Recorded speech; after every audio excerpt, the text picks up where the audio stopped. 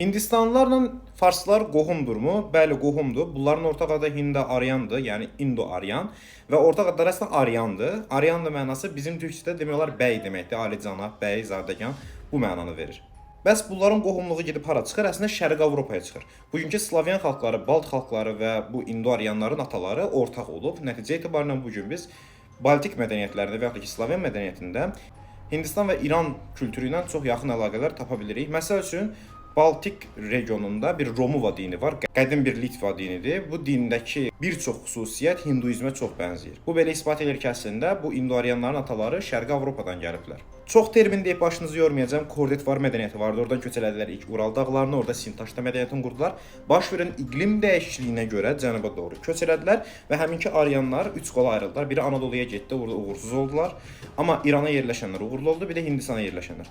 Hindistana yerləşənlər yerli Tamil xalqını qırıb çatdılar və cənuba qovdular və orada bir kasta rejimi qurdular, dövlət qurdular ki, bugünkü hindlilər həminki o Aryanlardan gəlir, amma daha doğrusu onların dilində danışır, genetik olaraq heç bir aidiyyəti qalmayıb, çünki onlar sarışınlıqlar və görüntüləri fərqli olur. İrana girənlər də eyni aqibəti yaşadı. Gəlib daha üstün mədəniyyət olan Elam mədəniyyətini və Şumer mədəniyyətini kopyaladılar, adını qoydular Fars mədəniyyəti və zamanla dominant oldular. Bunlar niyə görə güclü idilər? Çünki birincisi savaş arabalarından istifadə edirdilər, bir də at belində idilər, yəni güclü idilər. Nəticə etibarilə gəlib bir-birinə savaşan bu zəif krallıqların hamısını yedilər və orada Aryan kültürünü yaydılar. Və beləliklə o görüntülərini itirdilər. Məsələn, bugün deyirlər, türklərin heç bir Azərbaycanda və yaxud da ki, Türkiyədə heç bir genetik olaraq türk geni daşımır.